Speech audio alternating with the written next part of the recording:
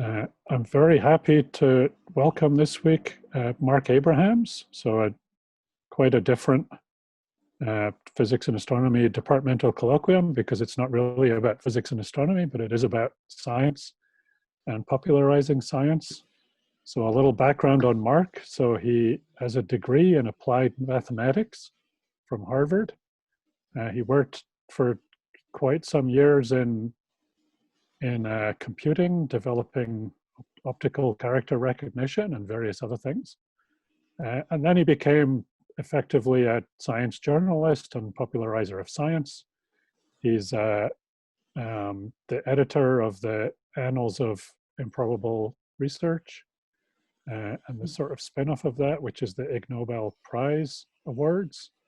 He's made many YouTube videos, which typically have hundreds of thousands, if not millions of hits. He's written many books on these subjects. His sort of mantra is laugh now, think later.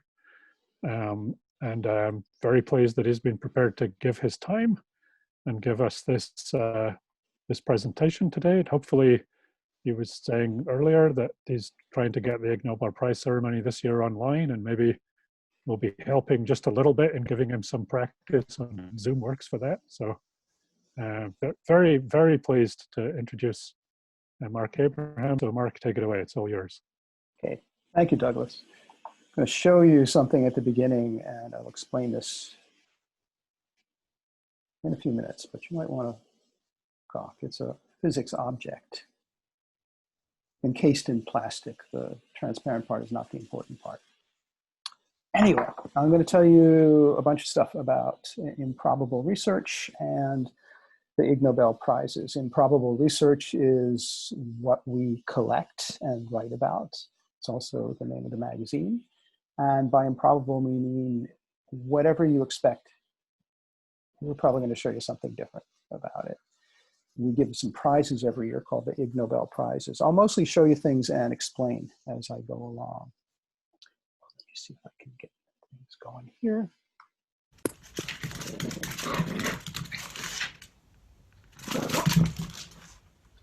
Typical day at the office here. That's our dog.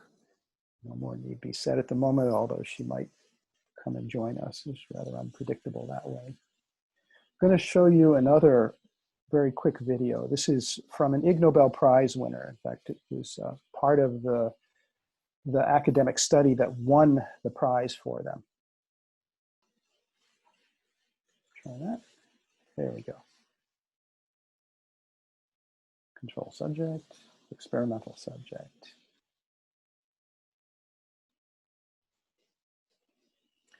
This was an attempt to try to figure out how dinosaurs walked, what kind of motion they had, what kind of stride they have.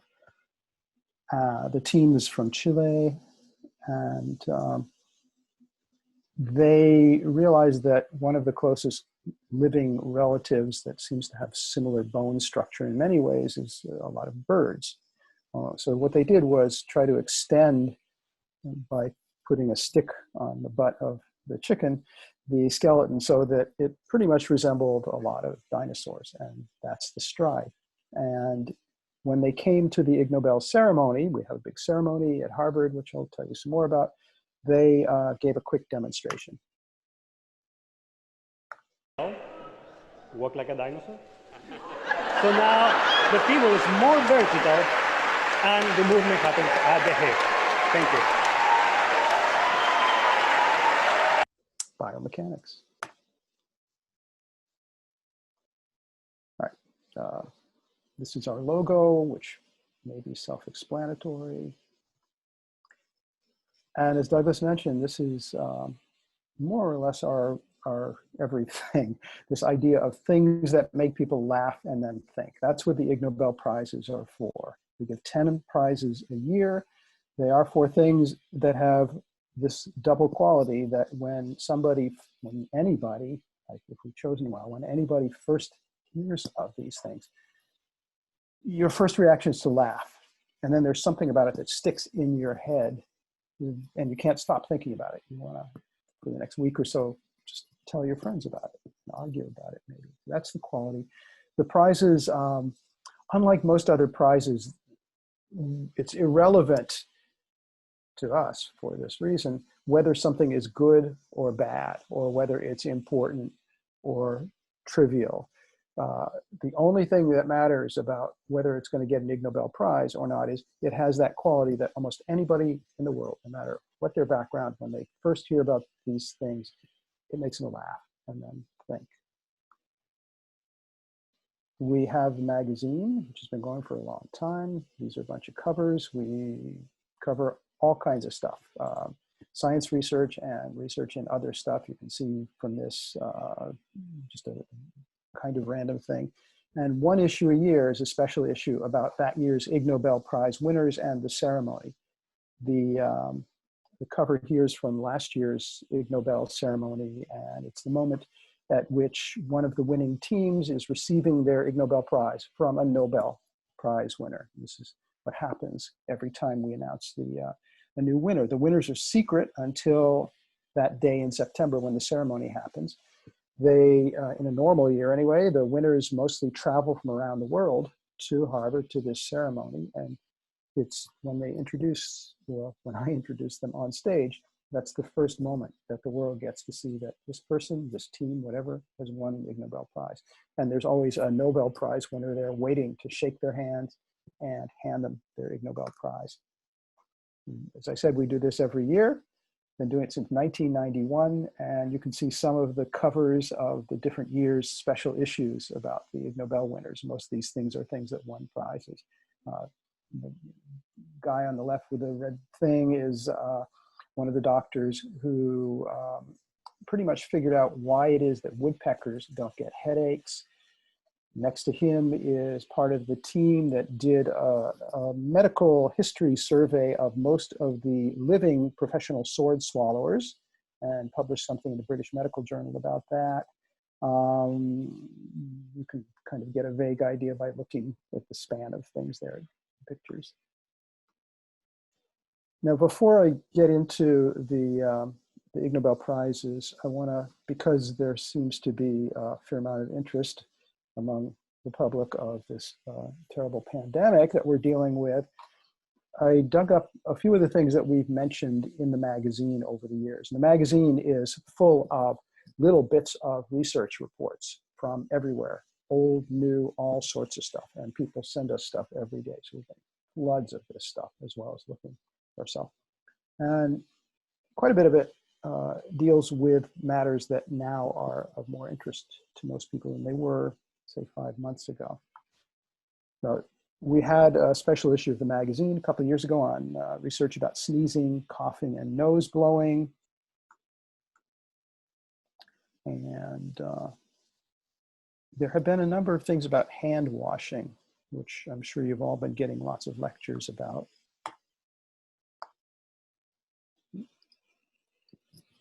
This name will be familiar to some of you and not at all to others. Dr. Semmelweis, who lived almost 200 years ago. He is the doctor who is most famous for early on pushing the idea that if you are a doctor and if you are treating people, you ought to wash your hands. And at the time that he was pushing this idea, he was laughed at by other doctors, and worse than laughed at. And he was pretty much ruined professionally because he wouldn't give up on this idea. But now, long after his death, you know, his ideas, and he wasn't the only one, but he was one of the primary pushers of the idea, really have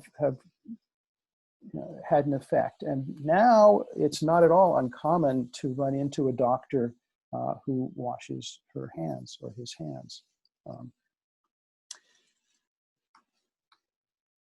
There's been quite a bit of published research about handshaking and about the public health risks of that.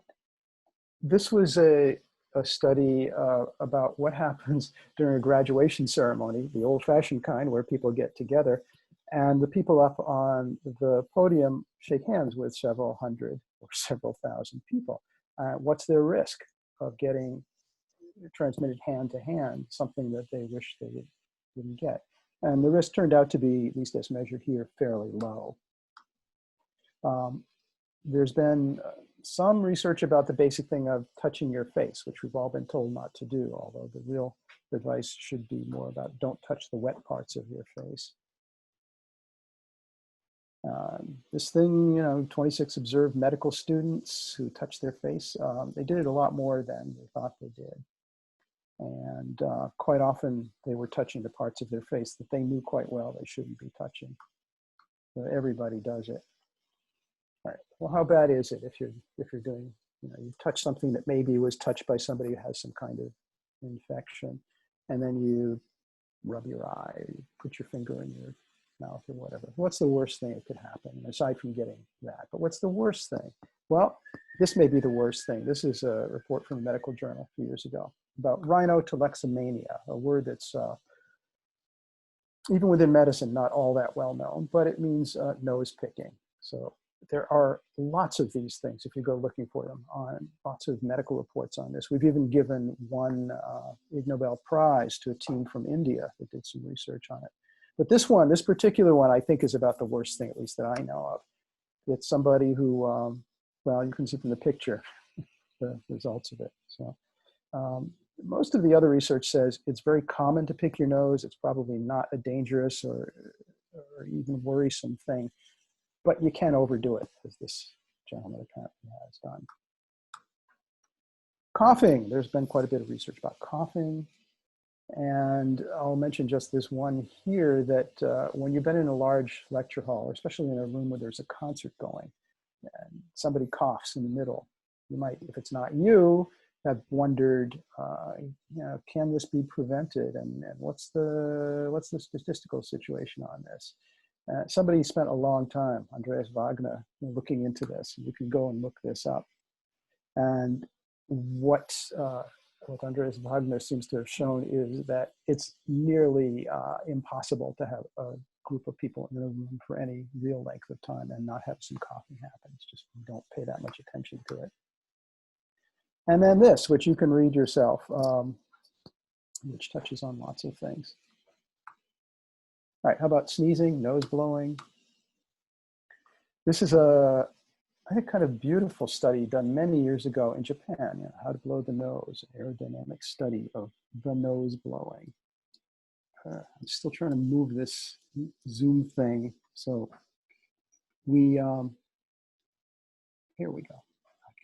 We did lots of rehearsals to try to figure out the tech stuff. And of course, we figured it out, and now I'm forgetting it. There are lots of patents dealing with sneezing and coughing and stuff. And this is one, the kind of thing that you've been probably told to do about sneezing to your elbow. There are patents. People have tried to make money off it. And it's, you know, it's not new. And wearing a mask. Most of the research on wearing a mask and the transmission of disease is not the kind of mask that most of us are told to wear, which is mostly trying to keep stuff that we exhale from going out into a room and getting to somebody else. It's mostly the other situation. Well, actually, a room where you have, say, surgeons doing surgery, where the mask is doing two things. It's keeping stuff in and trying to keep stuff out. So if you're a surgeon and you're, so let's say, committing surgery, and you're wearing a mask, the kind of expensive mask that's supposed to keep stuff from going in and out, bad stuff. If you sneeze, it's still going to have some effect. So to try to minimize the effect, should you sneeze directly at, say, the incision, or turn your head to the side? You can debate this, but when they tested it, it turned out that you really should look at the thing, because the mask is there to catch things that you expel directly out to the front of you. Whereas if you turn your head to the side, there's a chance this stuff's going to slip out the side and do exactly what you hope you're not doing. This, there's a patent for a brassiere that in an emergency can be quickly converted into a pair of protective face masks, one to save your life and one to save the life of some lucky bystander. Dr. Elena Bodnar is the main inventor of this. She won an Ig Nobel Prize for it, and here she is at the Ig Nobel ceremony making the first public demonstration of her invention. This was about 11 or 12 years ago. And when she did her demonstration, she gave a speech. We keep all the speeches really short, about 1 minute at the ceremony. She reached into her dress, down into the cleavage, and pulled out her bra and separated it into these two pieces, as you can see. And then she looked around. At the Ig Nobel ceremony, we have a bunch of Nobel Prize winners who are there to hand out the prizes. And so she asked 3 of them to come and assist her, which they did. There's video of this that you can find on our website if you want to. And I hope you'll go take a look at it. It's rather interesting stuff. Keep in mind when you do watch the video of this, these 3 Nobel Prize winners did not know who any of the winners are until they were there on stage and shaking hands with them. And in particular, none of them knew of the existence of the emergency bra until about 1 minute before they were demonstrating it in front of an audience of 1,100 people at Sanders Theater at Harvard and a live TV audience around the world. And they did surprisingly well. All right. About the Ig Nobel Prizes. The ceremony happens every year in September. I should give you a few numbers. This is a picture, by the way, taken at the very end of the ceremony, a pointless photo opportunity with most of the people who are winning prizes and doing other things. And just by the numbers, it's not easy to win a prize. We get something like 10,000 Ig Nobel nominations a year in a typical year. And we're also out scouring everything, archives, newspapers, everything. So just on the numbers, it's not easy. And also, the prizes are not necessarily for things in the past year. We go back, we've gone back as far as 50 years or so, as long as there's still somebody around who, even if the person is not alive, if there's somebody who knew them well, who can come to the ceremony, and that's kind of fair game. And you should also know that in most cases, when we give somebody or a team an Ig Nobel Prize, we offer it to them. We get in touch with them quietly. We offer them the Ig Nobel Prize, and if they don't want it, they can say no, and that'll be the end of it. But almost everybody who's offered a prize says yes. And we're very happy about that. And most of them come to the ceremony at their own expense because we don't have any money, and all of this stuff happens. Right. So say you are offered a prize and you decide to accept it. You get an invitation to the ceremony. If you come to the ceremony, you get an Ig Nobel Prize. This is one of the prizes. It's a different design every year, and they're always made from extremely cheap materials. That's one. I'll show you a couple others. Here's another. We have a theme every year for the ceremony, different theme each year, not necessarily for the things that are winning Ig Nobel Prizes that year, but for the other stuff that happens. There's an opera. We run and perform an opera every year that's part of the ceremony, and a bunch of other things. So anyway, behind me, you may have seen part of our little museum here with a bunch of Ig Nobel Prizes that we've collected over the years.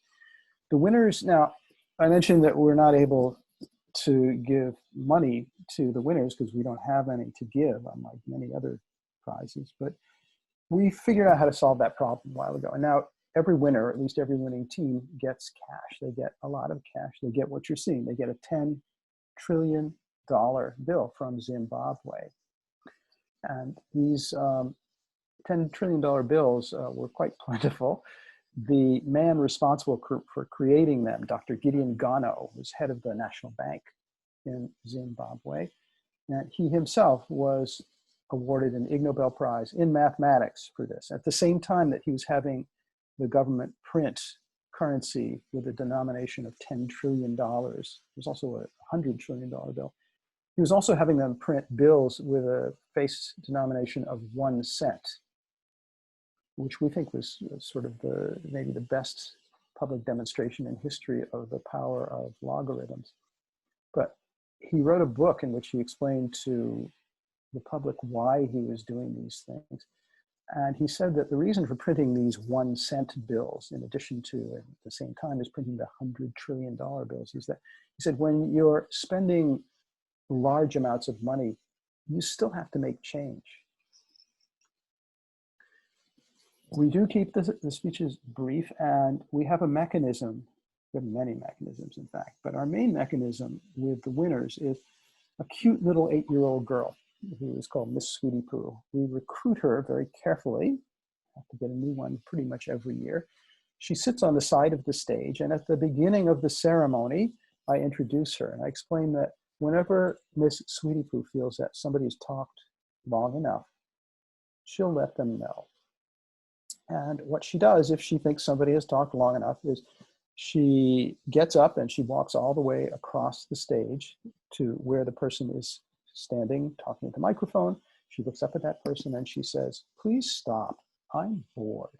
Please stop, I'm bored. Please stop, I'm bored. Please stop, I'm bored." She doesn't stop until they do. It works quite effectively. There are videos you can see also on our website of almost every past ceremonies. You can see all this playing out. We also, for our 25th year, we put together a sort of little highlight reel of some of the best of Miss Sweetie Poo over the years. There's also a tradition which stretches back, I think, to the second year when we were at MIT. The first 4 years, the ceremony was at MIT, also here in Cambridge. And then we moved it down the street to Harvard. And we've got a second part of the ceremony that still happens at MIT. And I think it was the second year, the audience, I think, spontaneously started bringing paper and throwing paper airplanes. And once that began, it never stopped. So that's become, for a lot of people, an important part of the night. And it's quite an experience if you're up on stage to have 1,100 people throwing paper airplanes at you. Some of the people on stage throw them right back. And things get exciting. All right, here's a quick walkthrough, a quick introduction, in case you don't know them, to the most recent crop of Ig Nobel Prize winners, the 2019 Ig Nobel Prize winners. The Medicine Prize went to Dr. Silvano Gallis from Italy. He's also based in the Netherlands, but primarily in Italy. He won the Medicine Prize for collecting evidence that pizza might protect against illness and death if the pizza is made and eaten in Italy. He published a series of papers about this in medical journals. Does pizza protect against cancer is one of them. Pizza and risk of acute myocardial infarction, and several others. But here he is at the Ig Nobel ceremony being reminded that it's time to wrap up his brief acceptance speech. This is a little video I'm going to show you. It's from some TV news in Italy right after last year's Ig Nobel ceremony about this prize. Grazie alla pizza vero e proprio salvavita per combattere un gran numero di malattie, l'Italia ha spopolato nella cerimonia dedicata agli Ig Nobel, i premi alle ricerche che fanno ridere ma anche riflettere, assegnati dal 1991 dalla rivista Annals of Improbable Research e dall'Università di Harvard. And on and on. The winners tend to get almost unbelievable amounts of publicity around the world, and that's been happening for a long time. And that's kind of nice because many of you who are listening to this are scientists, and you know how rare it is, no matter what you've done, to get anybody to pay attention. And if you win an Ig Nobel Prize, you'll get, chances are, quite a bit of attention from the press and lots of other people. So we always tell the winners, please try to take advantage of this if you can, and if we can help you on that, we'd like to help you. The Medical Education Prize, it's a field we don't often give a prize in. I should tell you the categories are not all that significant. We select the prizes, the winners first, and then we figure out a category for them. It's not the other way around, as it is with most prizes. So this year gave a prize in medical education, and it was awarded to Karen Pryor and Teresa McKeon for using a simple animal training technique called clicker training. And this is a clicker. Some of you have dogs, and this is how you probably train your dog. This has been the method used for decades now, one of the primary methods of training animals and people to do all sorts of things. So this team won an Ig Nobel Prize in medical education for using clicker training to train surgeons to perform orthopedic surgery. This is the paper they published in a medical journal called Is Teaching Simple Surgical Skills Using an Operant Learning Program. That's jargon from that field.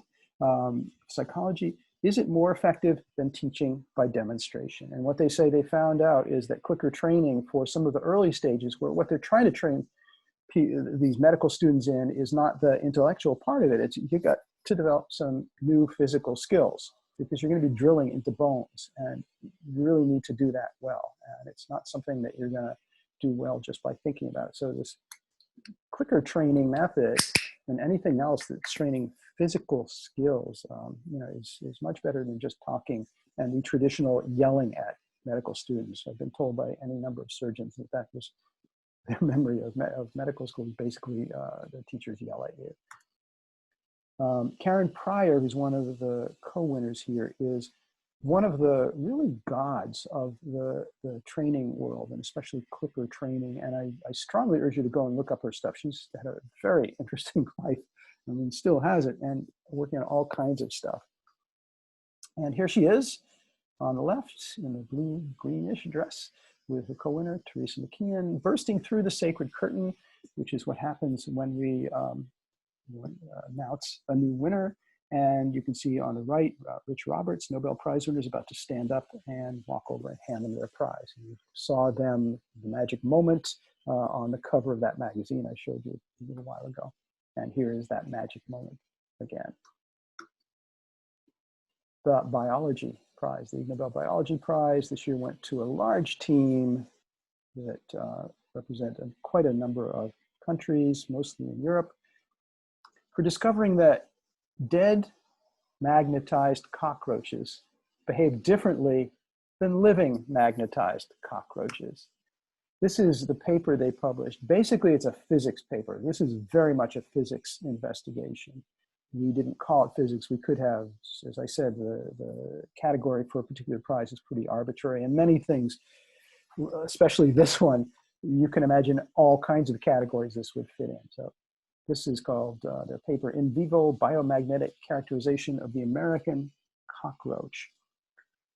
The winners were not able to travel to the ceremony, even though they very much wanted to. So they prepared a little video acceptance speech, about a minute long, that I'm going to show you here. This is, first of all, from their paper, their winning paper. Here is part of the team at the Ig Nobel ceremony. Oh, excuse me, they were able to travel, and they had this little video to demonstrate. So here's part of the team.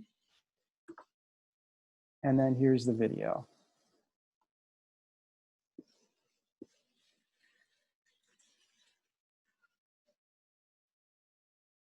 Which is silent.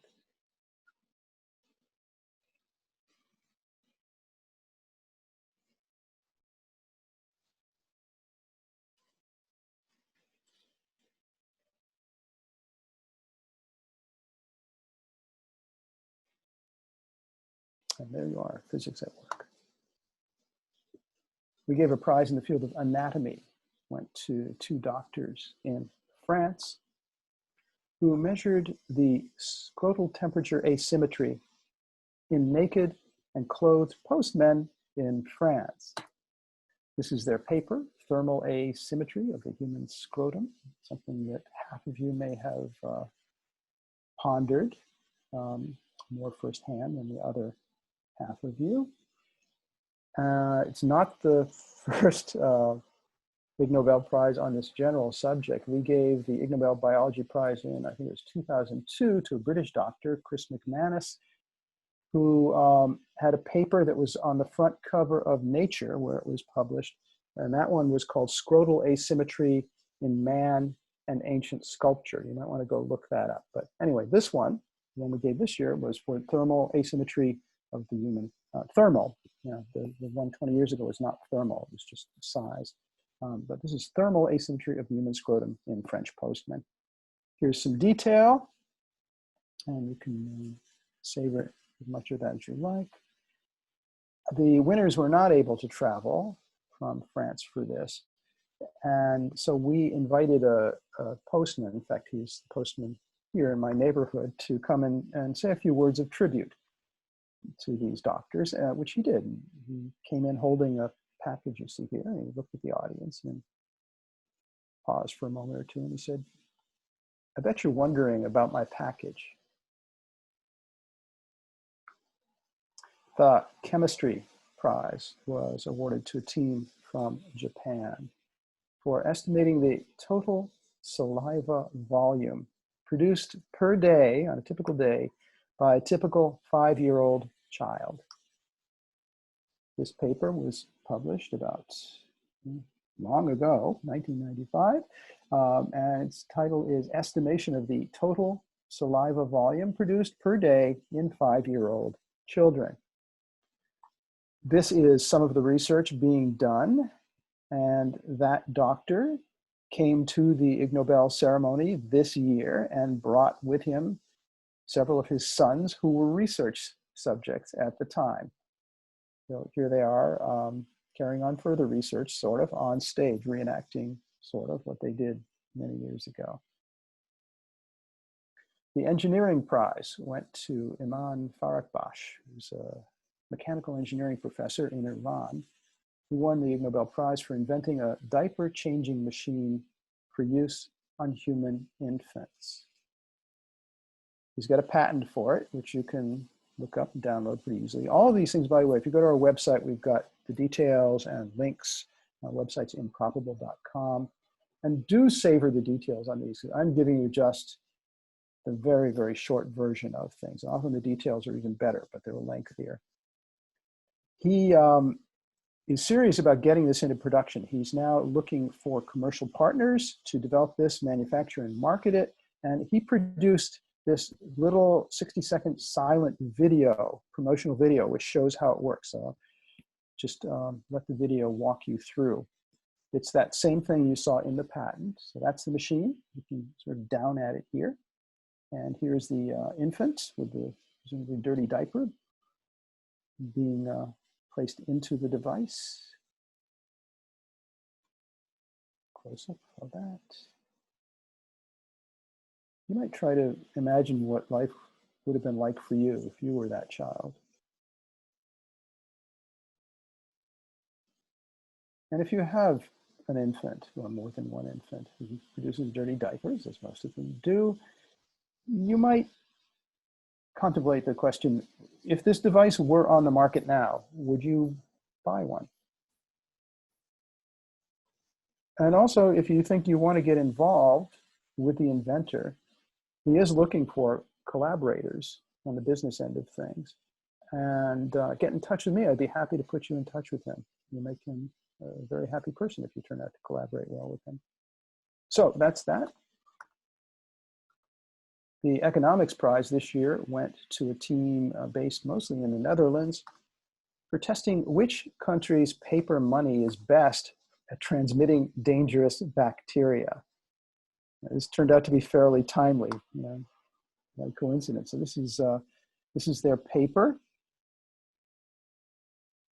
called Money and Transmission of Bacteria. And that's some detail. Now they were looking at bacteria here, not at viruses, but they have looked at viruses, and this turns out to be on what they were measuring, the currency that is absolute best they found. It's the Romanian leu. If you want to transmit dangerous bacteria, apparently this is the currency you should get hold of and use to transmit it. And here are two of the winners who happen to be father and son.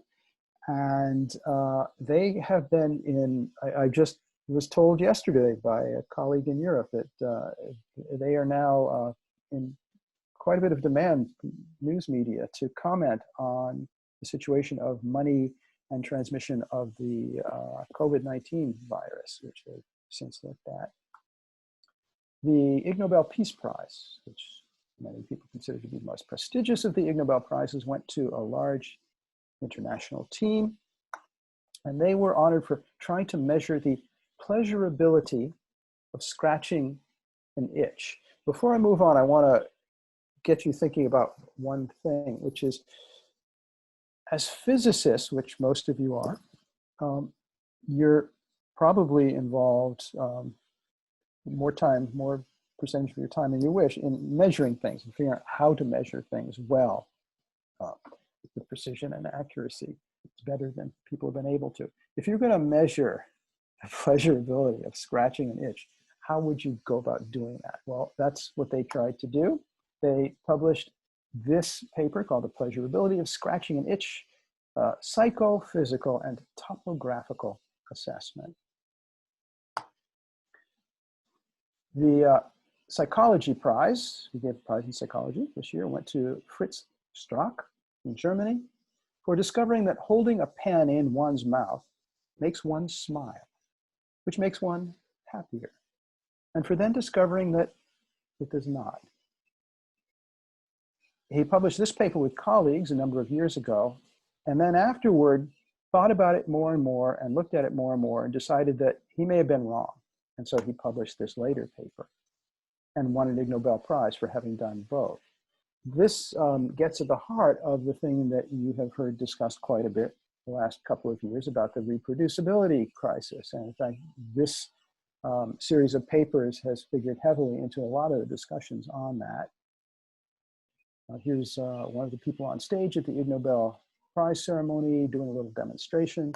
And here is Fritz Strack at the Ig Nobel ceremony giving his acceptance speech.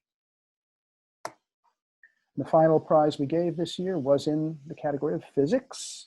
Went to a large team, a joint team, part of it at Georgia Tech and part of it at the University of Tasmania, so partly in America, and some of them are also from Taiwan, and then partly the other team is in Australia.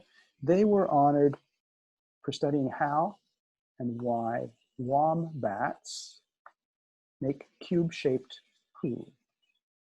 That's a wombat, and this is cube-shaped poo.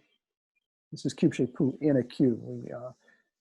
We asked if they could somehow preserve them so they could be carried around a bit. So this is cube-shaped wombat poo in lucite cubes, and that's the thing that I held up earlier, asking you to ponder. And there you are. And the Georgia Tech part of the team, or at least two of them, this is their second Ig Nobel Prize. They got an Ig Nobel Prize 5 years ago for doing a lot of experimentation with many different kinds of mammals. And they discovered, they say, that most mammals urinate in within the same span of time, about 20 seconds plus or minus, 25 seconds plus or minus 13 seconds, something like that. You can look up the details. So anyway, a happy team down at Georgia Tech with 2 Ig Nobel Prizes. This is where they first discussed in public the wombat cube poo research. It was at an APS meeting, and some of you may have encountered it. Perhaps some of you were in the room that day. Here's the team, most of it, at the Ig Nobel ceremony, having, they're about to receive the Ig Nobel Prize. That's Jerry Friedman in the brown jacket on the right from MIT, a Nobel laureate in physics, holding an Ig Nobel Prize, about to give it to the team. And you can see that part of the team dressed up as either cubic poo or, in one case, as a wombat. Now, that's most of what I planned to tell you, but I want to show you something that will take about 5 minutes. And it starts with a look back at an Ig Nobel Prize that we gave in the year 2000. This was the Ig Nobel Prize in the field of psychology that year. It went for this paper, which is called Unskilled and Unaware of It: How Difficulties in Recognizing One's Own Incompetence Lead to Inflated Self-Assessments. Let me read that again. This paper is called Unskilled and Unaware of It: How Difficulties in Recognizing One's Own Incompetence Lead to Inflated Self-Assessments. This is known as the Dunning-Kruger effect because the authors of that paper were Dunning and Kruger. You may have seen that phrase cropping up in the news a lot the last few years, the Dunning-Kruger effect. I really could not stop thinking about this. I write this opera, new opera every year, that's part of the Ig Nobel ceremony. It's performed in the ceremony. I write part of the opera. I write the story and the words, and then I steal the music from dead composers. So a couple of years ago, we did a whole opera about incompetence, and the final song was about the Dunning-Kruger effect. And I'm going to show it to you now. It's maybe 3-4 minutes long, a video. This was at the Ig Nobel ceremony. This was near the end of the ceremony. And it's fictional, of course, what happens in the opera. So I'll tell you about the characters. The main character you see singing is a psychologist who wanders into a bar where he's a stranger and feels it's important to explain to all the strangers in this bar all about the Dunning-Kruger effect. He's going to educate them. So this psychologist walks into a bar, tells everybody about the Dunning-Kruger effect, and you're going to watch him, and you're also going to see the people in the bar. The customers and the employees react to this stranger who wanders in and tells them about the Dunning-Kruger effect. And there are also a few Nobel Prize winners who were in the opera, non-singing roles. You'll see them as some of the customers. So here is the Dunning-Kruger song. Dunning-Kruger, Dunning-Kruger.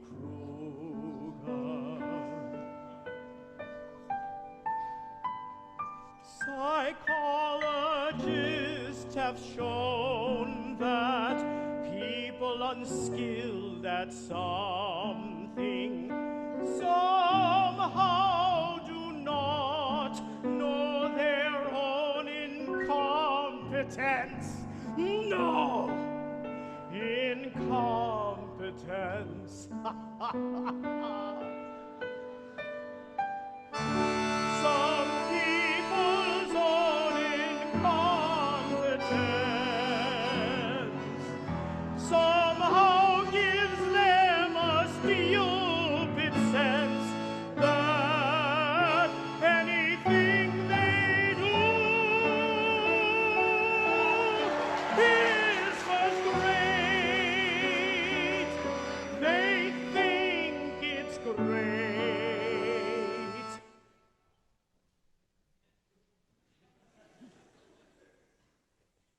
But no, it's not.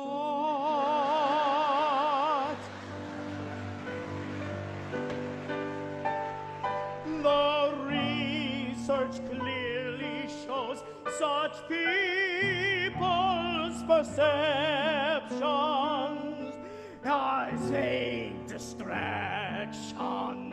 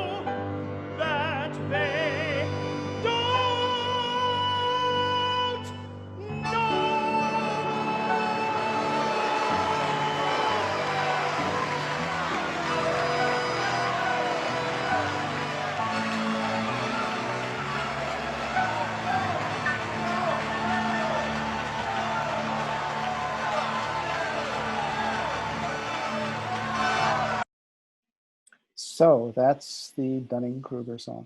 Some of you know Roy Glauber, physicist, Nobel Prize winner, and he was, you may have noticed him there performing in the opera.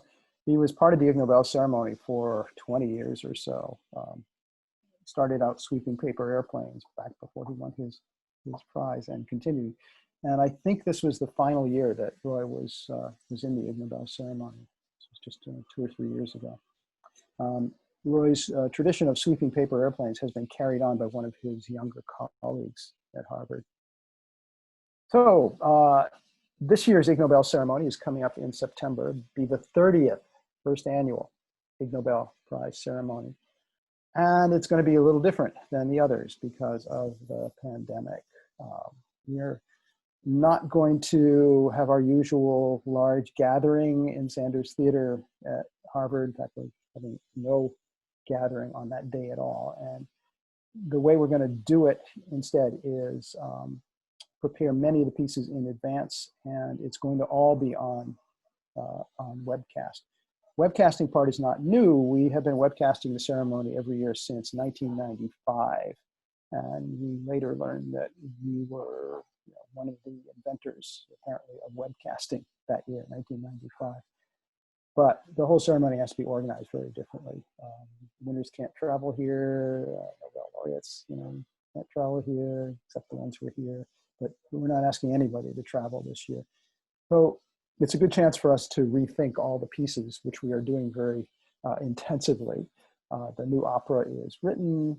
The theme for this year, of this year's ceremony, will be bugs, a word that has many different meanings. And we'll have 10 winners and a whole bunch of other stuff. So I hope you'll tune in then. And who knows, maybe you'll be winning an Ig Nobel Prize this year. We'll see.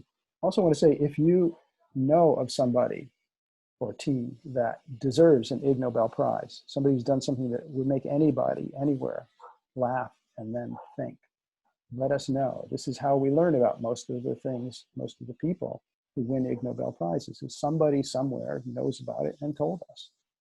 So please. So that's that. I hope you will subscribe to the magazine. There are tons of back issues, about 150 back issues online.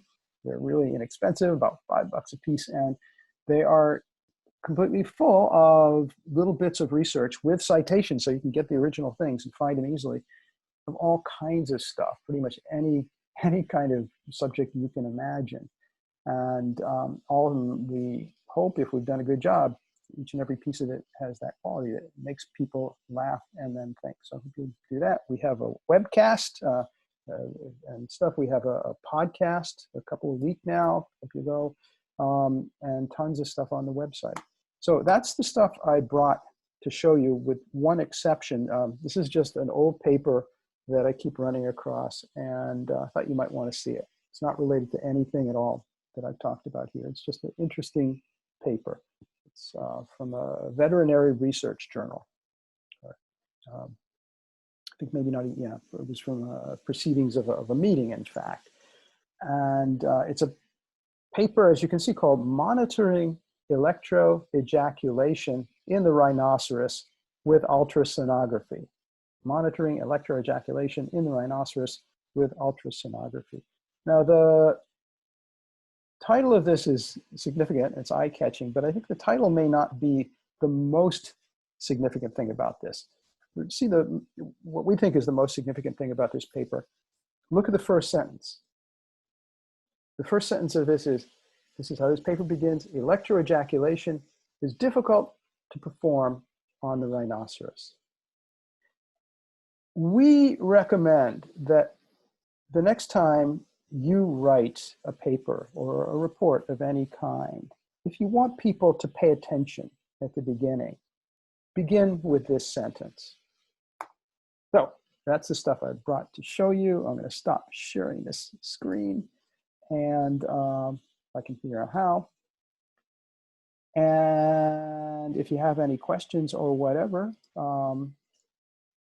ask away. Yeah, thanks very much, Mark. I'm sure there will be questions. If you keep your video on, for sure. Okay. Maybe I could just start off by can you tell, has anybody won both the Ig Nobel Prize and the actual Nobel Prize? I know which one I would rather win, but has anybody won both? Which one would you, why would you have to choose if you had any control over the universe?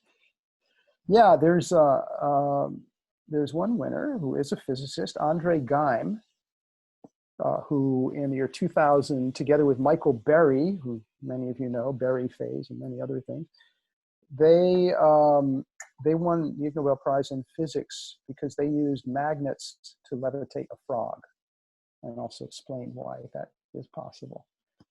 And 10 years after that, Andre Geim was awarded the Nobel Prize. Not for the same thing, but for something that sounds equally goofy when you hear what he and his student did. They were fooling around on a Friday night, which is their tradition, and using a pencil and paper, they came up with the first measurable and easily studyable samples of graphene. And once they had that, they started measuring and sampling and studying things. And that kind of blew open the doors on whole new fields of study. So yeah, Andre has one of each kind of prize. So here's a question. Has the prestige of the prize changed over the years? Has it become more prestigious and less embarrassing, perhaps? Well, I'll start with the second part of it.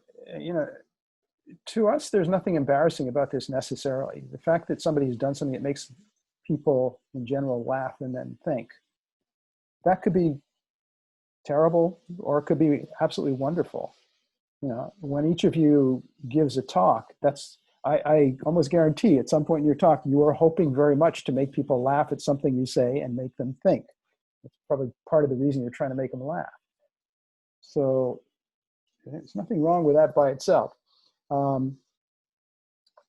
We have, in the early days especially, a problem that a lot of people, knowing nothing about the thing except its name, just assumed that we were giving prizes for bad things or stupid things or attacking science or something like that, which has never been the case. It's always been the case that the prizes are completely irrelevant if you're worried about goodness or badness of things.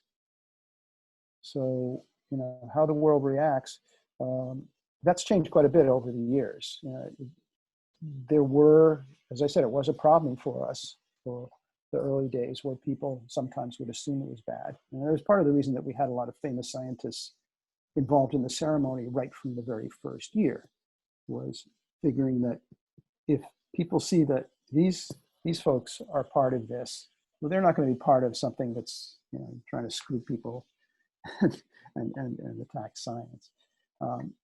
It's changed a lot, and especially in the last decade or so, it's now become something that people almost kill for. Institutions lobby heavy for, as well as people lobbying heavy for. And we have no control over what happens to somebody after they get a prize, of course. You know, we don't control the universe. But it's become a lot of the time something that people really, really want to have and get treated very well. And we've had quite a few winners who've told us that lots of good things have happened to them. I think simply because they get known. People know they exist. People know they're interesting. People know they've done these things. And having looked at one thing the person does, looks at some other stuff. For a number of the winners, at least from what they've told us, this really became something that helped their career a lot because it got them noticed. And I think if you're lucky enough through this or anything else to get noticed, and you've done something you think should be noticed, don't just sit back and be shy about it. You know, if you got somebody who's interested in what you're doing, that's great, isn't it? And so tell them more about it and tell them other stuff you've done too. And if you've done some things that are kind of funny in addition to being really wonderful or terrible or whatever, tell them about that, because they might pay attention and remember and tell other people about you. This is assuming you want people to know the good stuff you're doing. But I guess a follow-up question here is whether you had resistance from the science community. And I mean, I know people get touchy when it seems like their research is being mocked, and because they might not get funded in future or something, or people complaining that public money is being spent on crazy stuff. So has there been kind of backlash? Yeah, in 1995, I got a letter, an angry letter from a man named Sir Robert May, who his letter said he is the chief scientific advisor to the British government. And I checked, and sure enough, he was. And his letter said that he just learned about the existence of the Ig Nobel Prize, and that it was given to some British scientists that year, and he thought that was a shameful, horrible thing, and we should not do that. So I thought that this letter, because I didn't know him, I assumed this is just a good example of deadpan British humor. So I asked around, British scientist friends if they knew him, and I didn't know anybody who knew him directly, but most people knew of him, and they said, well, he has a reputation for being, having a good sense of humor, and he's a good guy, so he's got to be joking. So I wrote back a letter to him and said, I'm pretty sure you're joking, but in case you're not familiar with it, here's the Nobel Prize, and these winners were quite happy to get the prize, and we offer the prize. And I got a second letter from Sir Robert May, far angrier than the first one, telling us that we should stop giving Ig Nobel Prizes to British scientists, even if the scientists want them. So at that point, I thought, well, this is just ridiculous. And I started telling people because it was a good story and it was just silly, it didn't have any consequences at all. And an awful lot of people who are journalists thought this was a great story. So it got write-ups around the world, including in a lot of science journals and science magazines, almost all of whom wrote things like, this kind of reaction on the part of Sir Robert May is a good example of one of the things that makes the public so frightened of science. And the Ig Nobel Prizes, on the other hand, they're an example of something that gets a lot of people interested in science and happy about science. So there was one that had an editorial that had the headline, 3 cheers for the Ig Nobel Prize. So this turned out to be a great thing for us. We all got a lot of publicity. Nobody got hurt in the least. And I think that Sir Robert May just happened to have a bad day, 2 bad days, and wrote these things. He died recently, by the way, which I'm sad about, because I did learn that we had a bunch of mutual friends, and he apparently was a very good guy, but we never got to meet. But in general, as I mentioned before, the early years we were figuring it out, but after the first few years, our general policy has been, we offer the prizes. So if we pick you to win a prize, we get in touch with you quietly, we offer it, and if you don't want it for whatever reason, that's fine, and we won't give it to you, and we don't tell anybody we offered it. So we really don't get a whole lot of people angry about it. Now, we sometimes get angry letters from people who think that that person should get some Nobel Prize or something, or whatever. But these are usually people who have no connection with the person or anything. So we do have a local Ig Nobel Prize winner. So I think Richard Wassersug is on. I think he can unmute himself now. Do you want to say something, Richard? Well, I want to say hello to Mark, and I'm so sorry he's not here in person, as I'd love to take him out for a meal. And I don't know, can you hear me, Mark? I can hear you, Richard. It's very good to hear your voice. Well, it's been quite a while since it's an honor. I have a couple of things I can add to what you said, because I was at that transitional period. It was about 20 years ago when it went from this is sort of a sarcastic joke to this is becoming an honor. And what you didn't tell people, but before Andre Geim won the Ig Nobel Prize, you told me about how you had a personal desire that someday you could probably talk a real Nobel Prize winner into doing some wacky research that would maybe eventually get the Nobel Prize winner an Ig Nobel. And of course, looking back, we know it worked the other way around. And that was the thing that was so surprising. That is, a person got an Ig Nobel and then got a Nobel Prize. I think you won the same year that Andre Geim won his prize. I was the same year, and yeah. I think Dunning-Kruger were on the platform as well. It was really a transitional year. Yeah. And it absolutely has made a difference. I mean, that was an astonishing thing. So you didn't acknowledge the fact that you had hoped this would happen, but you never imagined that it would be that the person would get first. Yeah, you never know what's going to happen. Richard, Richard, you need to tell us. Yeah, tell us what you did. Your own career took some turns as a result of getting the Ig Nobel Prize, I think. So back when I was a graduate student, in fact, my Ig Nobel Prize falls under the old version of research that it shouldn't be reproduced. Well, before you go any further, our biggest problem was we knew what this was at the start, but we had a hard time describing it in just a handful of words. So our original description was the best we could come up with then, which was it's for research that cannot or should not be reproduced. Right. And the unstated part of that was, well, if you're the first one to do something, nobody can legitimately claim that firstness. So that's the cannot be reproduced. But it took us about 7 or 8 years to come up with the better, more inclusive phrase that we use now. But it was always for the same thing. Fair enough. Unfortunately, I was in Costa Rica as a graduate student. At the end of a field biology, jungle biology class, I had 3 days to do a research project. I had started studying tadpoles, which have been much of my career, not all of it, but a good part of my career. And I had realized that certain tadpoles seemed to be easy to catch and others were not. And I thought maybe the ones that were easy to catch were unpalatable. To prove this, I needed a species that I could use as tasters that had a general a dietary breadth that would eat a lot of different things and would taste things reasonably well. So I bribed my fellow graduate students to tasting tadpoles. And I worked out a protocol where they were supposed to put the tadpole in their mouth, chew on the tail a little bit, then chew on the body, then spit it out. They weren't supposed to swallow it. And some tadpoles that were super easy to see and super easy to catch were appallingly bad tasting. And this was before we had IRB, Institutional Review Boards, looking over our science. This is research that certainly should not have been reproduced. Toad tadpoles are about the most horrible tasting things I've ever tasted. I bribed my fellow students with beer. I published the paper because I was young and a scientist and I need to get papers out. But this research is dangerous. Luckily, nobody was hurt.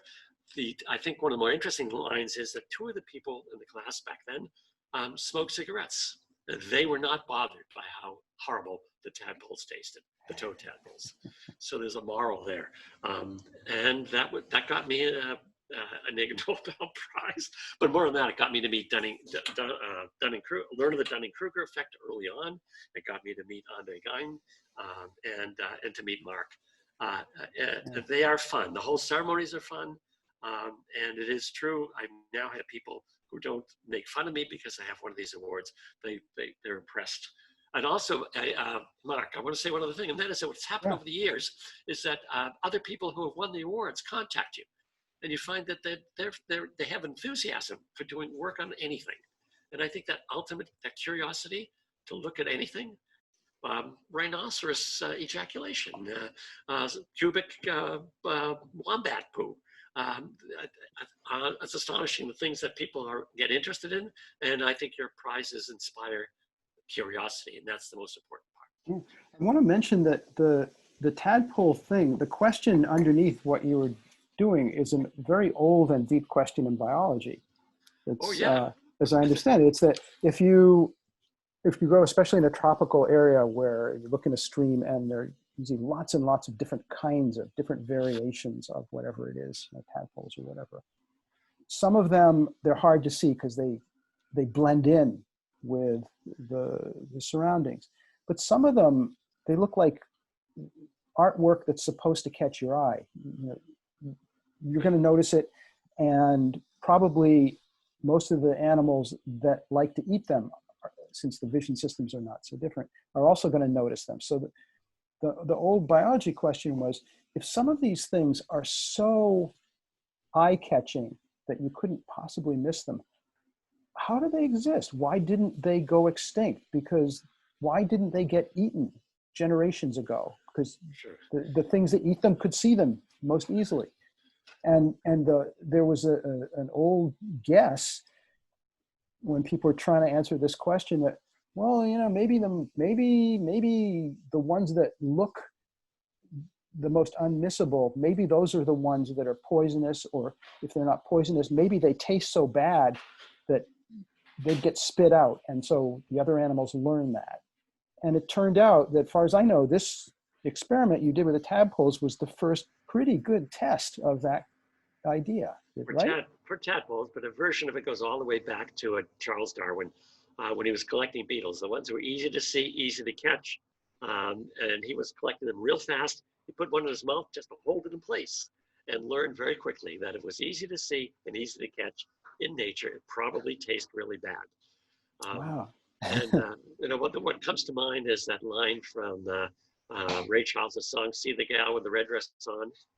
So if they're really flashy and they're really colorful, they may be toxic. And one can think Donald Trump, perhaps.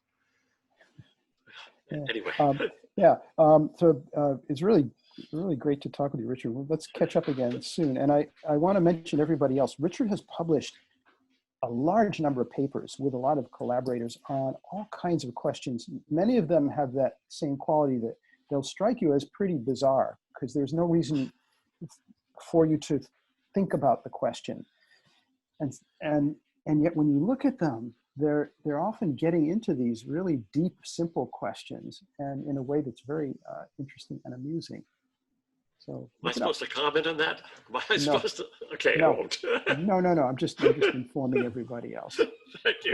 That's true. That's true of quite a number of the other people who've won Ig Nobel Prizes too. That if somebody, and I'm sure that you either see this in yourself or among some of your colleagues, each of you, that if somebody has an imagination that leads to one really wonderfully bizarre, intriguing, great way of digging into a question, or even thinking of the question that nobody else quite put into words, probably that person has thought of a lot of other things that are interesting too.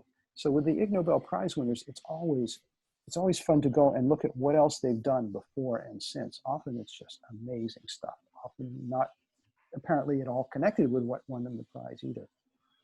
Yeah, I encourage people to, as I did, to look up what Richard has worked on. His surname is unusual enough that you can easily find his papers, and they cover a wide range of topics, many of which are extremely serious current issues in a combination of medicine and societal issues and politics and so on that people will, and I think it comes from the same inquiring mind. Yeah. I want to show you this. You now know this is the emergency bra, which won Ig Nobel Prize, and here it is separated into two. It's a beautiful piece of engineering, and it has the wiring at the top, which you probably are familiar with if you used face masks. But Elena Bodnar, the inventor, used to take a while to explain to people that one of the best features of this is the wiring that will help protect you. She was a doctor. She grew up in Ukraine, then moved to the US later. But she got her medical training in Ukraine. She was one of the doctors who treated victims of the Chernobyl power plant meltdown. And that indirectly is what led to her thinking up this idea of some simple common device that would be around. And if there's an unexpected, horrible emergency where you need to protect what you're breathing in for a few minutes, hey, that's what this is. And then another thing that's happened to a few of the winners is she got so much attention that she started a company and started selling these things. You know, this is a brochure. And you can go to her website, ebbra.com. There are thousands and thousands of people walking around the world who have these emergency bras. Now, of course, the last few months, people are making their own. It's interesting. And this is years and years before the coronavirus hit. Somebody asked a question about whether there's been an effect of coronavirus on maybe submissions or lobbying, or lobbying. Yeah, whenever there's anything big in the news, and this is bigger than common bigness, we get floods of nominations about people who have done spectacularly good or bad things. And some of them are nominations of people who've done spectacularly interesting things rather than just good or bad. But in that sense, yeah. We've seen a few things, some nominations that are related to clever pieces of research or engineering or whatever, but it's still kind of early for that to be showing up on our radar screen. And some topics are less funny than others, I would suggest. Yeah, although often, it's a matter of how you look at something. Often something that would strike you as very dull, and usually that's something it's in a world you don't go near. If you look at the detail, often you'll find there's one detail in there that will really make you stop and wonder. And that can be a way into that whole world. And suddenly, you know, you're in physics and astronomy. I'm sure you deal with this every day when you meet strangers and relatives and things, that they think that a lot of what you're doing is extremely dull. And some of what you're doing is dull, of course. It's repetitive stuff. But the main stuff you're doing, it's just they don't happen to know enough to see the interesting question there. So if you see something that strikes you as dull and not interesting, maybe it just means you haven't looked at the details enough to see, oh, damn, there is something there. And can I ask, sometimes you give a prize to quite an old paper. Yeah. So do you think that's purely because you missed it, or does the sort of criteria and evaluation, the value you place on different things change with time? So is a thing potentially winnable 20 years later that wasn't actually obviously right 20 years ago? Yeah. Well, a few things. One is we only give 10 prizes a year, and where we're getting 10,000 new nominations or so every year, in addition to the ones we dig up ourselves.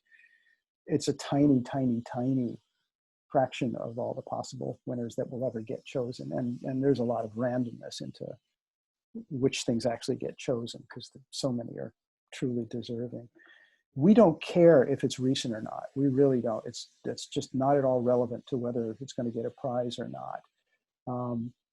We do care about, this may be a little awkward to explain, but we do care that people be able to appreciate this is real.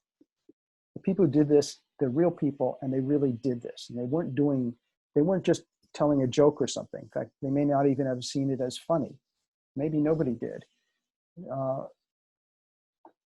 And so for that reason, if the person is not alive anymore, but if there's still somebody around who knew them, then that's okay, because then we could get somebody to come and talk about them, and it's very clear, without our having to say so, that this is real. This person was real. This is not some mythical thing that happened. We've gone back about as far as 50 years or so. Older than that gets a little tough.